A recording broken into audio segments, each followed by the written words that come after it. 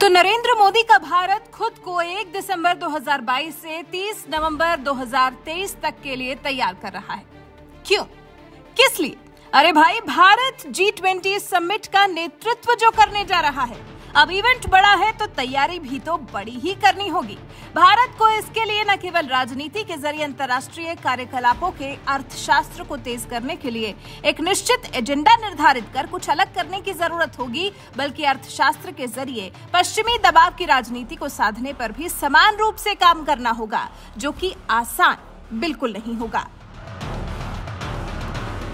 भारत ये जो टास्क लेने जा रहा है, ये बेहद ही चुनौतीपूर्ण होने जा रहा है। अगर भारत ने सामने आई सभी चुनौतियों का अच्छे से सामना कर लिया तो फिर तो भारत को विश्व की ताकत बनने से कोई नहीं रोक सकता।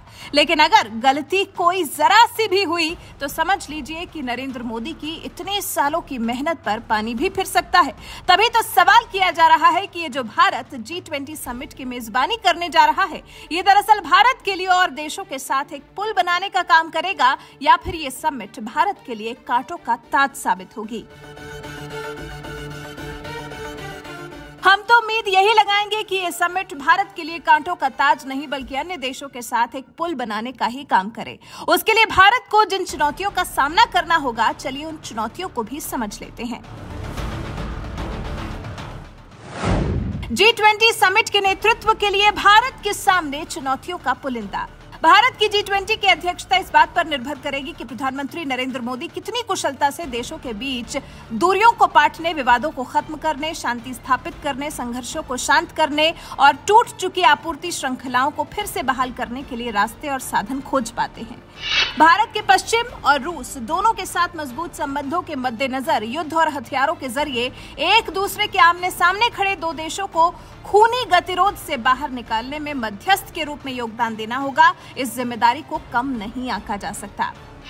भारत के लिए जो तीसरी चुनौती होगी वो है ऊर्जा। अभी तक भले रूस यूक्रेन युद्ध का असर नहीं पड़ा हो, जैसा कि उसका मानना है, लेकिन अब सर्दियों में तो जर्मनी जैसे देशों में गैस की कमी की समस्या विकराल रूप धारण कर सकती है, जिसके बाद अगली गर्मी में आर्थिक व्यवस्था जरूर प्रभावित होगी।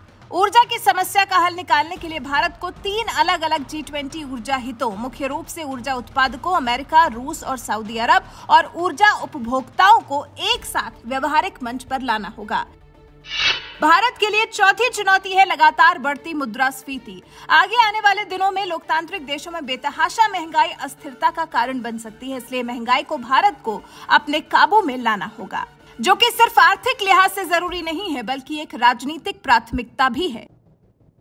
भारत के आगे पांचवी चुनौती मंदी का खतरा है। विकसित देशों में मंदी की स्थिति साफ देखी जा सकती है, क्योंकि लोग बढ़ती कीमतों की वजह से खरीदारी कम कर देते हैं और इसका परिणाम ये होता है कि वृद्धि धीमी हो जाती है। इसका समाधान हो सकता है लोगों के हाथों में नकदी, लेकिन विकासशील देशों में सरकार के पास संसाधनों की कमी होती है। ऐसे में लोगों तक नकदी पहुंचाना मुश्किल है। अब मोदी सरकार इन चुनौतियों से कैसे निपटेगी वो देखने वाली बात होगी, क्योंकि अगर नहीं निपटी तो ये जिम्मेदारी कांटों का ताज ही साबित होगी। वहीं अब बात करते हैं भारत को होने वाले फायदे की। G20 समिट की मेजबानी लेने से चमक उठेगा भारत। 20 देशों के समूह, जिसे G20 के नाम से भी जाना जाता है, असल में दुनिया की प्रमुख विकसित और विकासशील अर्थव्यवस्थाओं का एक अंतर सरकारी मंच है, जो कि वैश्विक सकल घरेलू उत्पाद का लगभग 85%, वैश्विक व्यापार का 75% और वैश्विक आबादी के लगभग 2/3 हिस्से का प्रतिनिधित्व करता है। और अब जब भारत इस बड़े इवेंट का नेतृत्व करने जा रहा है तो उसके सामने आने वाली चुनौतियों का तो हमने जिक्र कर ही लिया। जो सुनहरा मौका इसके जरिए भारत के हाथ लगा है वो ये कि भारत अपने साथ साथ कई और देशों के लिए भी इस आयोजन के जरिए एक पुल का काम कर सकता है। विश्व गुरु बनने की दिशा में भारत एक और कदम आगे बढ़ा सकता है। भारत को एक ऐसा एजेंडा बनाना होगा जो सदस्य देशों के बीच एक सर्वसम्मति से स्वीकार किया जाए। भारत को अपने सोलर ऊर्जा के शानदार रिकॉर्ड से दुनिया को रूबरू कराना होगा। अगले पूरे साल बने रहने वाले वैश्विक अर्थव्यवस्था के संकट से उबरने के लिए G20 समूह के लिए मार्ग प्रशस्त करना होगा। भारत को IMF, विश्व व्यापार संगठन जैसे संगठनों के साथ मिलकर एक योजना पर काम करना होगा। भारत को सभी देशों के लिए एक आचार संहिता का निर्माण करना होगा। ये भारत के हाथ में अवसर है खुद को साबित करने का, एक सुनहरा अवसर।